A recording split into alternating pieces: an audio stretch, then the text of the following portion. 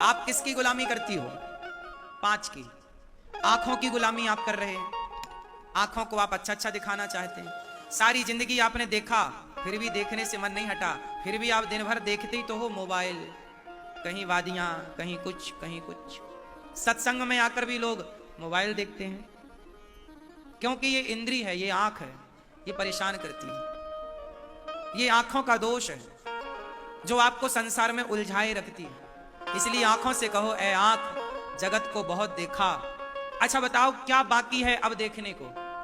बोलो, क्या नहीं देखा आप लोगों ने? बोलो। संसार की हर सुंदर चीज आपने देखी। कमल देखा, कितना सुंदर है। नदियां देखी, कितनी सुंदर है। पशु पक्षी देखे, कितने सुंदर है। इतना कुछ आपने देखा, पर देखने से क्या मन भरा? आंखें और कहती हैं, आंखें और प्यासी हैं, और दिखाओ और दिखाओ और दिखाओ।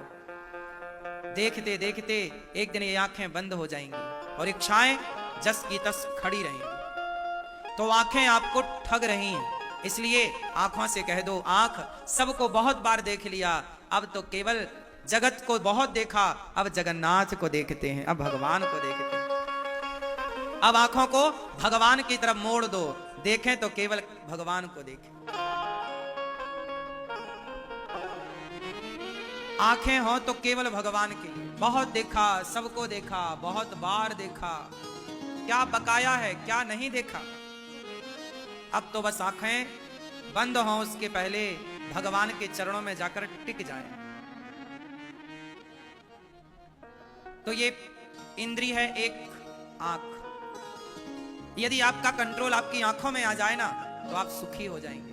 आपका कंट्रोल आपकी आंखों में नहीं है। बार बार आपकी आंखें देखना चाहती हैं, कुछ कुछ कुछ कुछ कुछ। तो दूसरा है, पहला है आंख, दूसरा है कान। कान इंद्री है, सुनना चाहते हैं कान। क्या आप सुनते हो दिन भर? क्या सुनते हो? अपनी प्रशंसा। आप बहुत खुश होते हैं जब कोई आपकी तारीफ करता है। कान प्यासे हैं तारीफ सुनने के। पति कहे कि तुम क्या लगती हो,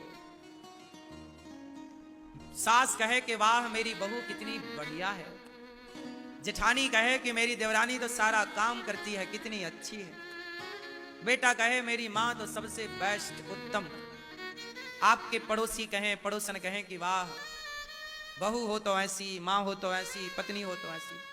आप सबसे अपनी तारीफ सुनना चाहते हैं। और कोई आपकी तारीफ ना करे, आपकी बुराई करने लग जाए, आप गुस्सा हो जाए, बुराई करता नहीं, जानता नहीं।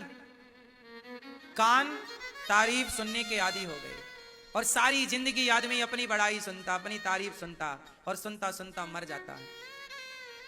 मत सुनो अपनी तारीफ, मत सुनो किसी की निंदा, मत सुनो अपना कुछ भी। सुनना है, कान एक दिन फ्यूज हो जाएंगे, सुनाई कम पड़ेगा। जब तक सुनाई पड़ रहा है, हो भगवान की कथाएं सुन लो इन कानों से, गोविंद का गुणगान सुन लो। भगवान से प्रार्थना करो कि हे प्रभु, सदा मेरे कान आपका गुणगान सुनते रहें, सदा मेरे कान आपके।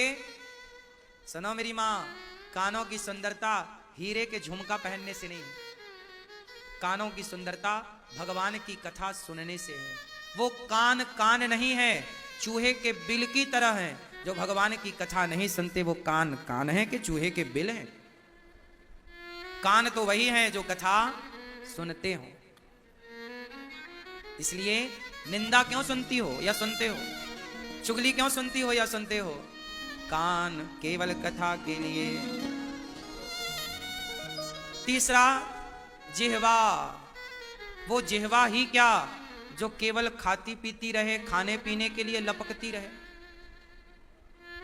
अरे जिह्वा तो वो है जिससे प्रभु का गुणगान हो। वो जिह्वा जो भगवान के लिए हिलती हो।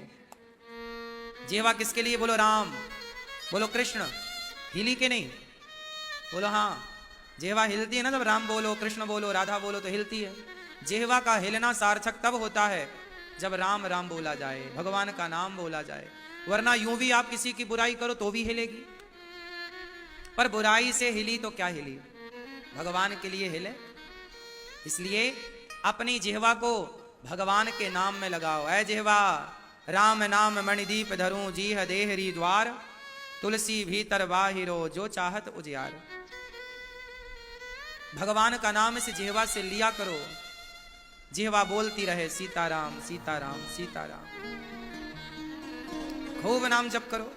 अब नाम तो तुमसे लिया नहीं जाता, और जरा निंदा करना हो तो 2-2 घंटे बिना थके जिह्वा बोलती है, बोलती जाती है, बोलती जाती है, नॉन स्टॉप निंदा कराओ। और राम राम का भैया जरा सीताराम बोलो, नहीं निकलता मुंह से, है ना।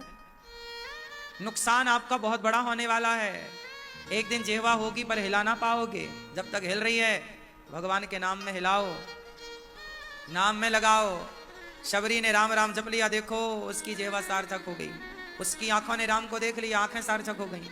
उसके कानों ने राम के मुख से निकली ध्वनि सुन ली, उसके कान सार्थक हो गए। और त्वचा, चमड़ी, ये भूख, एक भूख